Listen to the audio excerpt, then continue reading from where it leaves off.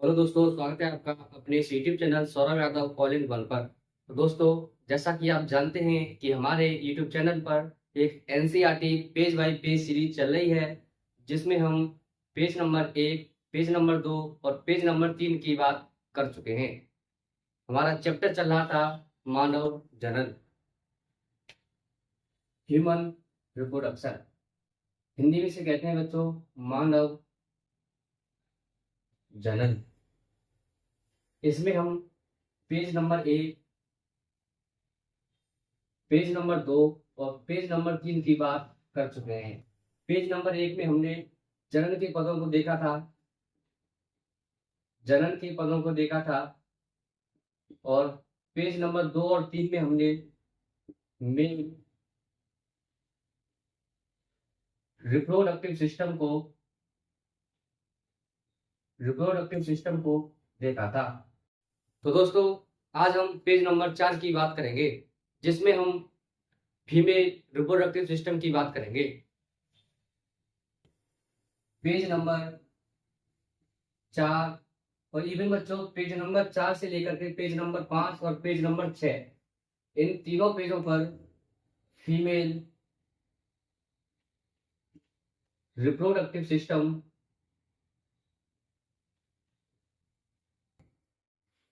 के बारे में दे रखा है। तो बच्चों, फीमेल रिप्रोडक्टिव सिस्टम की अगर हम बात करें तो इसमें एक जोड़ी अंडाशय तथा एक जोड़ी अंडवाहिनी और एक गर्भाशय तथा एक गर्भाशय ग्रीवा और एक वजाइना तथा अन्य बाह्य जननांग पाए जाते हैं। तो बच्चों, फीमेल रिप्रोडक्टिव सिस्टम में एक जोड़ी अंडाशय, इंग्लिश में इसे कहते हैं ओवरी, एक जोड़ी अंडोहाइनी, जिसे कहते हैं इंग्लिश में फैलोपियन फैलोपियन ट्यूब, एक गर्भाशय, इंग्लिश में इसे कहते हैं बच्चों यूट्रस, और एक गर्भाशय ग्रीवा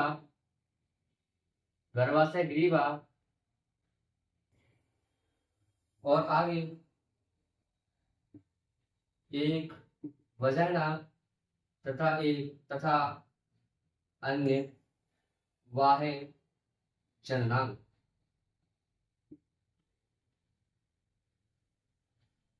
तो बच्चों, फीमेल रिप्रोडक्टिव सिस्टम के अंतर्गत एक जोड़ी अंडाशय, एक जोड़ी अंडवाहिनी, एक गर्भाशय ग्रीवा और एक वजाइना तथा अन्य बाह्य जननांग पाए जाते हैं। तो बच्चों, इन सब की हम बारी बारी से बात करेंगे और जानेंगे कि अंडाशय क्या होता है, अंडवाहिनी क्या होती है, गर्भाशय क्या होता है, गर्भाशय ग्रीवा क्या होती है, वजाइना क्या होती है तथा अन्य बाह्य जननांग क्या होते हैं।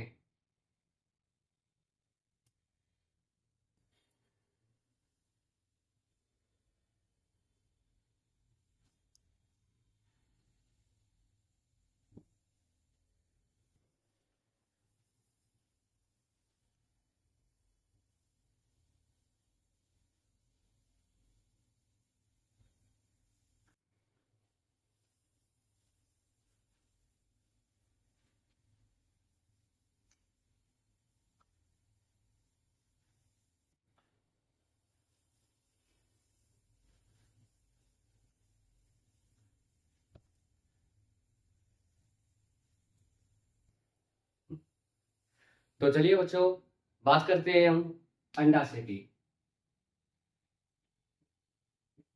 अंडाशय, इससे पहले बच्चों एनसीईआरटी में एक बहुत ही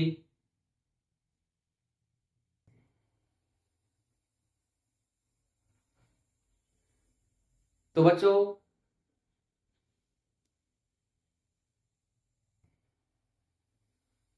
तो बच्चों इन सब के नीचे एक एनसीईआरटी में बहुत ही अच्छी लाइन लिखी हुई है, और जो लाइन बहुत ही इंपॉर्टेंट है तथा आने वाले नीट के एग्जाम में वह लाइन पूछी जा सकती है।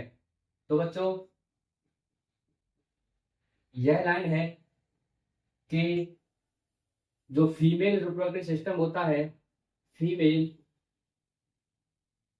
रिप्रोडक्टिव सिस्टम के फीमेल रिप्रोडक्टिव सिस्टम के सभी अंग, फीमेल रिप्रोडक्टिव सिस्टम के सभी अंग एक जोड़ी स्तन ग्रंथियों से जुड़े होते हैं,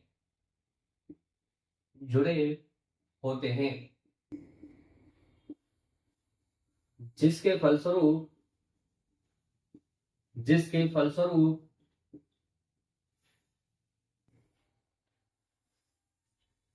ओव्यूलेशन,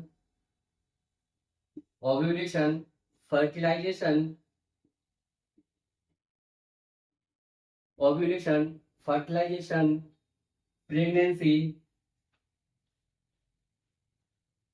प्रेगनेंसी, शिशु का जन्म तथा शिशु की देखभाल में सहायता मिलती है। तो बच्चों, जो जनन अंग दे रखे थे फीमेल में, उनके बाद एनसीईआरटी में यह लाइन लिखी हुई है जो कि इम्पोर्टेंट है तथा आने वाले एग्जाम में इस लाइन के ऊपर क्वेश्चन पूछा जा सकता है।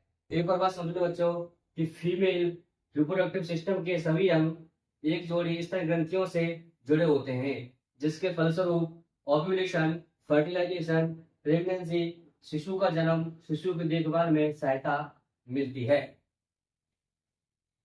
तो अब बात करते हैं हम अंडाशय की।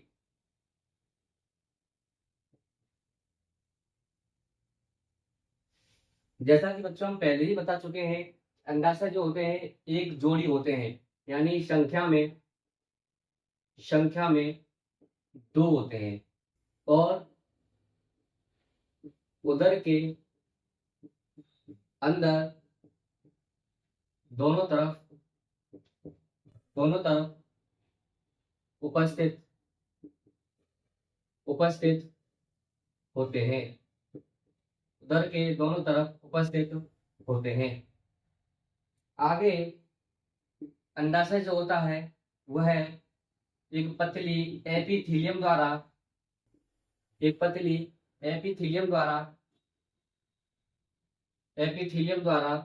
गर्भाशय से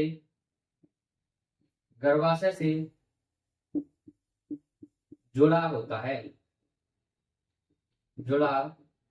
है। आगे बात करते हैं बच्चों, एनसीईआरटी में लिखा हुआ है कि अंडाशय जो होता है वह इसकी लंबाई 2 से 4 सेंटीमीटर होती है। तो बच्चों, अंडाशय संख्या में 2 होते हैं, उदर के अंदर दोनों तरफ प्रेजेंट होते हैं और पतली एपिथेलियम द्वारा गर्भाशय से जुड़ा होता है, यानी जुड़े होते हैं, ऐसे कह सकते हैं जुड़े होते हैं, क्योंकि संख्या में 2 है और उनकी लंबाई जो होती है वो 2 से 4 सेंटीमीटर होती है। आगे हम बात करते हैं बच्चों, अंडाशय जो होते हैं उनका जो मेन काम होता है वह है अंडाणु का निर्माण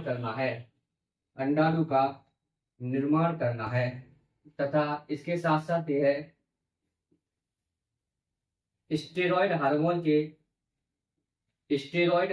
के स्रावन में भी काम करते हैं,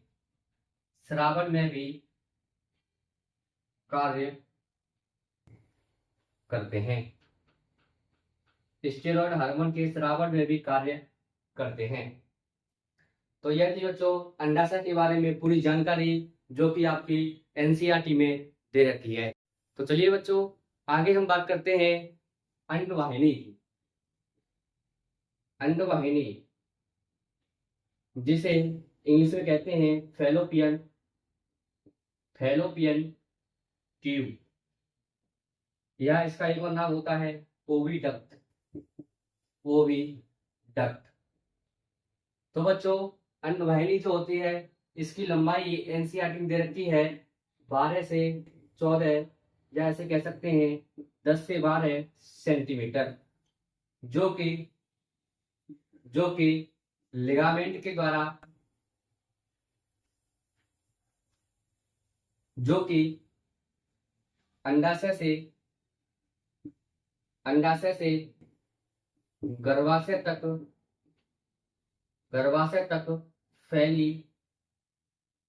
फैली होती है। अंडाशय से गर्भाशय तक फैली होती है। तो बच्चों, अंडवाहिनी जो होती है उसकी लंबाई 10 से 12 सेंटीमीटर होती है और यह अंडाशय से गर्भाशय तक फैली होती है। आगे अंडवाहिनी जो होती है बच्चों, वह 3 भागों में डिवाइड होती है। पहली होती है इसमें इनफंडिब्यूलम, दूसरी होती है बच्चों एम्प्यूला, तीसरी होती है इस्थमस।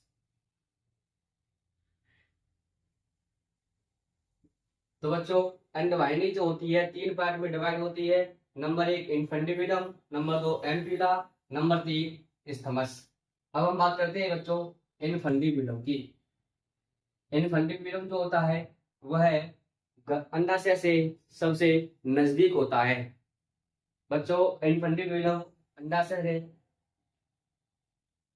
के सबसे नजदीक होता है, नजदीक होता है। और बच्चों, इसमें से अंगुली नुमा संरचना निकलती है,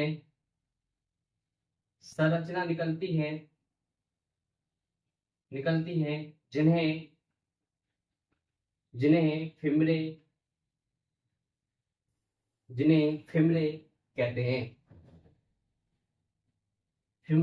कहते हैं। यह अंडाशय से अंड कोशिका को इकट्ठा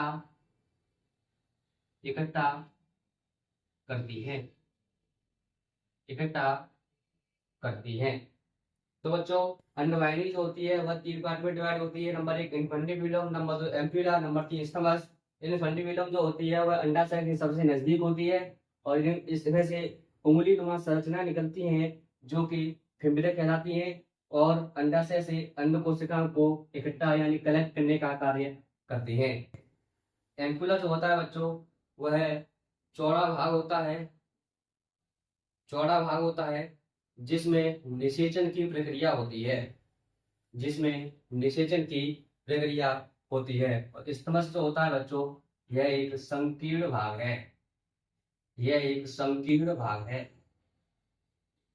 तो यह थी बच्चों आपकी अंडवाहिनी के बारे में संपूर्ण जानकारी, जो कि आपकी एनसीईआरटी में दे रखा है। तो बच्चों, आगे हम बात करते हैं गर्भाशय की।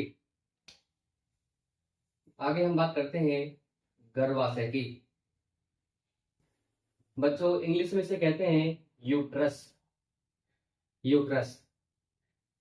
बच्चों, इसका एक और नाम दे रखा है एनसीईआरटी में, बच्चा खानी या बॉम्ब। यह नाम बच्चों एनसीईआरटी में दे रखा है। इसका आकार जो होता है बच्चों, वह उल्टे नाशपाती के आकार का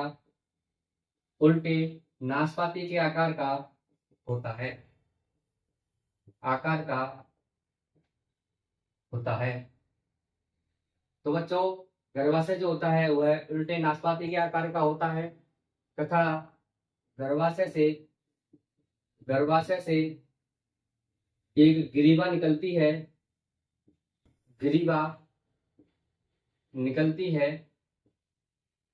जिसे गर्भाशय ग्रीवा इंग्लिश में कहते हैं सर्वाइकल कैनाल कहते हैं। तो बच्चों गर्भाशय से ग्रीवा निकलती है जिसे गर्भाशय ग्रीवा या सर्वाइकल कैनाल कहते हैं, जो कि जो कि वजाइना में जाकर खुलती है, वजाइना में जाकर खुलती है। और यह सर्वाइकल कैनाल प्लस वजाइना मिलकर बर्थ कैनाल का निर्माण करते हैं, तो बच्चों यह है हमारे गर्भाशय के बारे में जानकारी। और यह गर्भाशय जो होता है बच्चों वह 3 परतों में डिवाइड होता है। ये जो परतें होती है बच्चों ये होती है 3 परत, नंबर 1, नंबर 2 और नंबर 3। पहली होती है बच्चों सबसे बाहरी पेरीमेट्रियम, मध्य में होती है बच्चों बीच में मायोमेट्रियम और अंदर होती है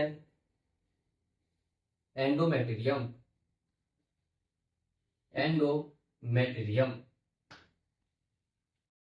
तो बच्चों गर्भाशय जो होता है 3 परतों में डिवाइड होता है। सबसे बाहर होती है पेरीमेट्रियम, मध्य में होती है मायोमेट्रियम और अंदर होती है एंडोमेट्रियम।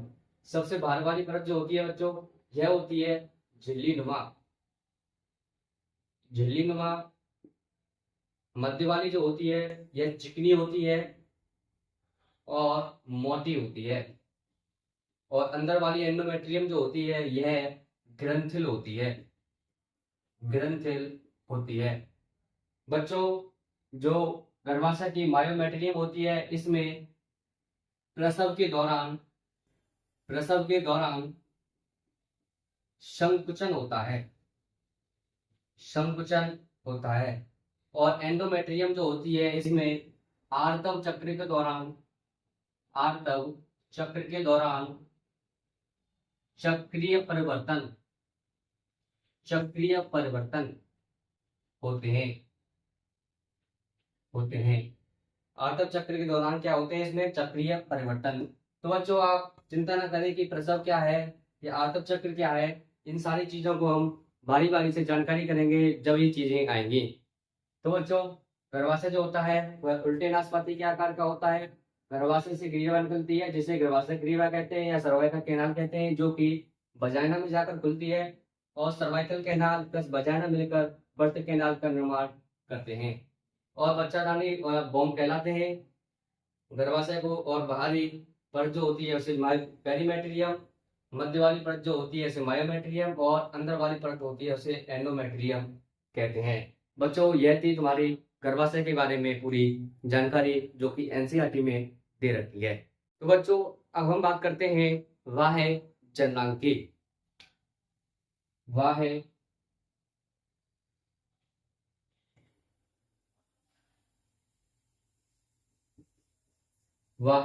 जननांगी। तो बच्चों फीमेल में जो वाह्य जननांग होते हैं वह निम्न 5 भागों में डिवाइड होते हैं। पहला होता है इसमें बच्चों मॉन्स पीविस।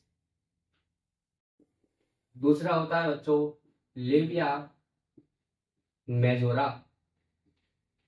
तीसरा होता है लेबिया माइनोरा। चौथा होता है बच्चों हाइमन और 5वां होता है इसमें क्लिटोरिस। तो बच्चों मॉन्स पीविस जो होता है यह एक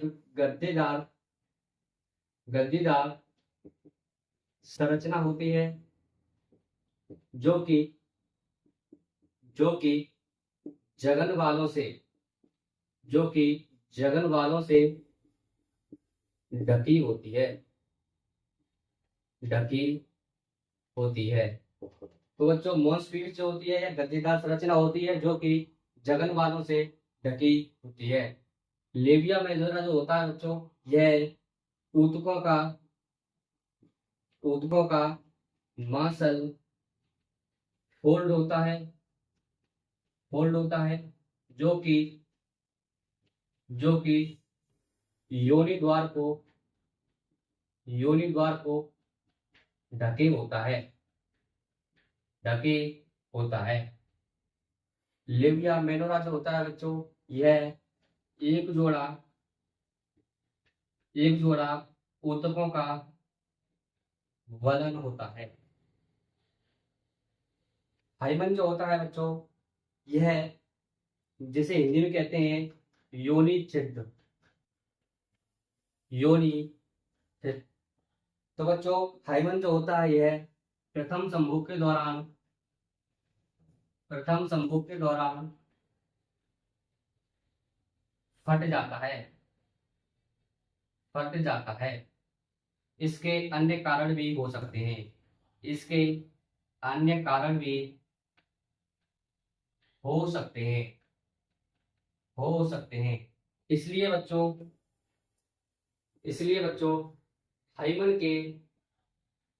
हाइमन के होने या ना होने से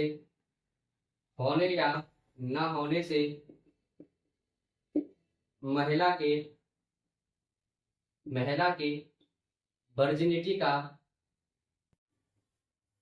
के वर्जिनिटी का पता नहीं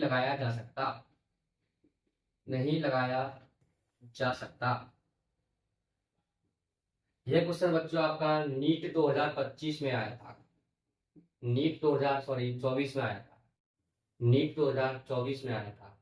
हाइमन के होने या ना होने से महिला की वर्जिनिटी का पता नहीं लगाया जा सकता, क्योंकि यह प्रथम संभोग के दौरान अक्सर फट जाता है, लेकिन इसके अन्य कारण भी हो सकते हैं। क्लिटोरिस जो होता है बच्चों, यह एक उंगली नुमा संरचना होती है, उंगली नुमा संरचना होती है, उंगली नुमा संरचना होती है। तो बच्चों यह थी तुम्हारी बाह्य जनन के बारे में जानकारी।